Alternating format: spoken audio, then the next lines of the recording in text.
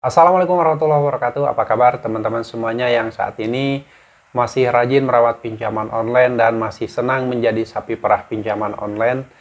Dan bagaimana yang Anda rasakan ketika Anda diteror setiap hari, setiap menit, setiap waktu sampai handphone Anda tidak dapat digunakan lagi sebagaimana fungsinya karena saking banyaknya teror dan penelponan dari DC pinjaman online. Silakan kalian nanti berbagi pengalaman di kolom komentar agar teman-teman yang lain juga bisa tahu ternyata ketika Anda mempunyai utang di pinjaman online itu luar biasa dahsyat penagihan-penagihannya, dan mungkin bagi orang-orang yang tidak kuat mental ini akan sangat berdampak buruk sekali. Oke, pembahasan kali ini teman-teman mengenai telat bayar dan gagal bayar lebih dari 1 tahun di aplikasi pinjaman online Kredit Pintar. Kenapa saya bahas satu persatu setiap aplikasi? Karena ini pasti berbeda pengalamannya. Dari mulai Aku Laku, Kredit Pintar, atau Uatas, pokoknya semua pinjaman online itu cara-cara penagihannya berbeda-beda, dan juga pengalaman dari teman-teman semuanya yang gagal bayar di pinjol itu pasti berbeda-beda.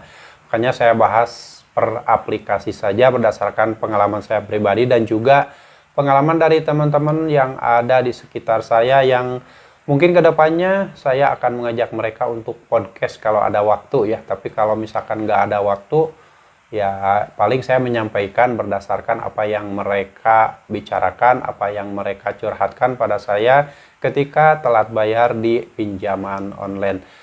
Tapi sebelum saya bahas lebih lanjut, saya ucapkan terima kasih banyak buat teman-teman semuanya yang sampai saat ini masih selalu support channel ini, selalu mendukung channel ini, dan selalu menantikan setiap video yang saya upload berikutnya. Saya doakan kalian tetap sehat selalu dan selalu diberi kemudahan rezeki oleh Allah Subhanahu wa Ta'ala. Baik teman-teman, Kredit Pintar merupakan aplikasi pinjaman online statusnya legal terdaftar di Otoritas Jasa Keuangan. Bagi orang yang sudah pernah meminjam uang di pinjaman online, Kredit Pintar pasti tahu. Itu pilihan tenornya ada yang 30 hari, ada yang 2 bulan, ada yang 3 bulan. Dan nilai nominal limit yang ditawarkan itu biasanya minimal 1 juta rupiah. Ada yang 1.200.000 rupiah. Lalu ada yang limitnya 2.800.000 rupiah, 3.500.000 rupiah, tergantung dari skor kredit data-data kalian yang diajukan. Nah, biasanya kalau yang pertama kali meminjam uang di Kredit Pintar itu limitnya paling sekitar 1 juta rupiah atau 2 juta rupiah. Dan itu juga bisa awal-awalnya sih dulu-dulunya hanya menawarkan tenor 30 hari saja. Nah, makin ke sini Kredit Pintar ini berubah dan menawarkan tenor yang lebih dari 1 bulan. Karena nasabah ini sudah terus-terusan menjadi nasabah prioritas dari Kredit Pintar, sehingga seiring berjalan waktu Kredit Pintar ini ingin mengambil keuntungan dari nasabahnya dengan menawarkan tenor yang lain, yaitu asalnya tenor yang ditawarkan itu biasanya 30 hari tetapi menawarkan tenor yang lebih dari 30 hari. Ada yang 2 bulan, ada yang 3 bulan. Dan tenor 2 bulan 3 bulan ini otomatis perhitungan bunganya akan berbeda. Dan ada hal yang perlu kalian ketahui. Bagi yang pernah merasakan, bagi yang pernah mengalami ketika Anda menjadi nasabah Kredit Pintar, tenornya 30 hari dan melakukan pembayaran di nomor virtual akunnya itu namanya Kredit Pintar. Tetapi ketika Anda ditawarkan tenornya 2 bulan atau 3 bulan, itu ada semacam seolah-olah pengalihan data ke pihak ketiga, ke pihak jasa transfer. Jadi kalian meminjam di Kredit Pintar tenor 2 bulan atau 3 bulan, tetapi ketika membayar di nomor virtual akunnya berubah jadi nama perusahaan jasa transfer atau pihak ketiga tersebut. Nah, menurut kalian fenomena ini apakah ini ada pengalihan ke ilegal atau bagaimana? Silahkan kalian berbagi pengalaman di kolom komentar.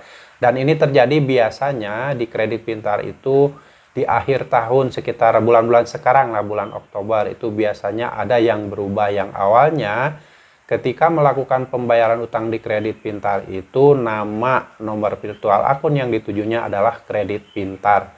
Tetapi di saat akhir tahun atau sekitar mendekati bulan Oktober, November itu biasanya ada yang pernah mengalami ketika meminjam uang di Kredit Pintar dan melakukan pembayarannya itu ke perusahaan lain. Jadi namanya itu perusahaan jasa transfer. Ada itu namanya. Nah, hal ini mungkin diduga ada pengalihan data atau mungkin pendapat teman-teman yang lain silahkan. Apa namanya ini, pengalihan data ke pihak ketiga atau joki pinjol atau apapun, silahkan kalian menuliskan di kolom komentar agar teman-teman yang lain lebih paham ini namanya apa. Dan buat teman-teman yang mengalami ketika ada data-data Anda diduga dialihkan ke pihak ketiga, sebaiknya saat itu pula yang harus Anda lakukan adalah stop pembayaran. Karena Anda tidak pernah melakukan perjanjian utang piutang dengan orang-orang atau perusahaan-perusahaan pihak ketiga tersebut, jasa transfer itu. Dan kalian di awalnya ketika melakukan pembayaran itu di Kredit Pintar, dan bunganya juga 0,4% per hari ketika ngambil tenor 30 hari. Dan kalau ternyata kalian mengalami dugaan pengalihan data tersebut, itu perhitungan bunganya akan bertambah, akan lebih mahal cicilannya. Jadi kalian seolah-olah dijebak, seolah-olah kalian itu kayak dimanfaatkan gitu. Jadi antara si Kredit Pintar dengan perusahaan pihak ketiga ini bagi hasil. Kredit Pintar dapat keuntungan dari biaya layanan dan yang lainnya. Nah, perusahaan jasa transfer ini juga dapat keuntungan karena ketika data-data kalian dialihkan tersebut, perhitungan bunganya lebih besar dari biasanya. Oke, jadi buat teman-teman yang mengalami hal ini, berbagi pengalaman di kolom komentar akan lebih baik agar teman-teman yang lain tidak akan terjebak. Dan jika mengalami hal ini, segera stop pembayaran, jangan teruskan pembayaran karena kalian tidak merasa menyetujui ketika data-data kalian dialihkan ke pihak ketiga. Oke, itu yang terjadi pada pinjaman online Kredit Pintar. Dan apa saja resiko ketika kalian telat bayar dan gagal bayar lebih dari 1 tahun di Kredit Pintar. Itu yang namanya teror penagihan yang dilakukan oleh DC Kredit Pintar itu hanya dilakukan pada awal-awal minggu pertama, minggu kedua ketika kalian mulai telat bayar di pinjaman online Kredit Pintar. Nah, setelah itu kalau kalian segera mengganti kartu dan reset HP ke setelan pabrik, dari situ tidak pernah ada teroran lagi. Dan kalian bisa fokus dengan kehidupan kalian, membangun masa depan yang lebih baik. Daripada terus-terusan kalian memikirkan penagihan-penagihan dari DC Kredit Pintar, yaitu lebih baik secepatnya Anda ganti kartu dan reset HP ke setelan pabrik. Dan akhirnya ketika kalian telat bayar dan gagal bayar di pinjaman online Kredit Pintar itu, tidak ada teroran lagi. Dan setelah gagal bayar lebih dari 1 tahun itu belum ada DC lapangan yang datang ke rumah. Dan buat teman-teman semuanya yang mengalami ketika Anda telat bayar di Kredit Pintar selama lebih dari 1 tahun, lebih dari 2 tahun mungkin, Anda boleh berbagi pengalaman dengan menuliskan di kolom komentar.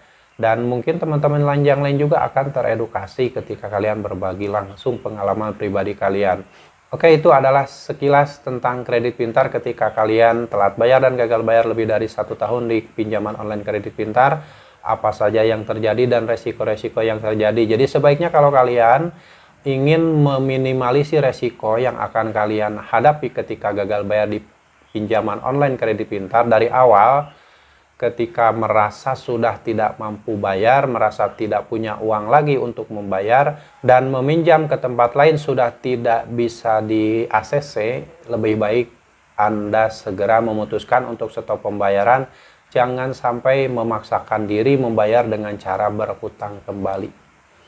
Karena itu sudah bisa terdeteksi bahwa kalian sudah tidak mampu bayar. Jangan melakukan gali lubang tutup lubang. Stop di satu aplikasi saja di Kredit Pintar agar hutang Anda tidak melebar, tidak meluas, dan tidak semakin besar. Oke, jadi sekali lagi buat teman-teman semuanya yang saat ini sedang gagal bayar di aplikasi pinjaman online Kredit Pintar ataupun di pinjaman online yang lain, saya doakan kalian segera diberi solusi terbaik oleh Allah Subhanahu wa Ta'ala, segera permasalahan kalian dicabut oleh Allah Subhanahu wa Ta'ala, dan segera dibukakan pintu rezeki seluas-luasnya, dan kalian juga diberi kesehatan lahir batin oleh Allah, diberi ketenangan, diberi ketentraman hidup, agar kalian bisa menjalani kehidupan secara normal tanpa ada yang namanya teror ataupun penagihan-penagihan yang luar biasa dari pinjaman online Kredit Pintar. Nah, begitulah teman-teman sekilas mengenai Kredit Pintar. Semoga ini menjadi motivasi buat teman-teman semuanya bahwa gagal bayar di kredit pintar itu tidak ada masalah apapun, hanya berupa teror-terorannya saja, dan tidak ada DC lapangan ketika telat bayar lebih dari 1 tahun. Tapi nggak tahu nanti kalau misalkan telat bayar lebih dari 2 tahun, lebih dari 3 tahun, apakah ada DC lapangan ke rumah? Itu tidak bisa diprediksi. Yang terpenting kalaupun Anda didatangi DC lapangan, yang Anda harus siapkan adalah mental. Mental kalian jangan takut, jangan memikirkan sesuatu yang belum terjadi. Hadapi saja kalau dia kepentok datang ke rumah Anda dan tanyakan dulu surat-suratnya. Seperti biasa ada KTP, ID card, surat tugas penagihan, sertifikasi profesi penagihan, dan surat kuasa penagihan kalau dari pihak ketiga. Itu harus ditanyakan karena wajib dibawa oleh DC lapangan dari pinjaman online kredit pintar.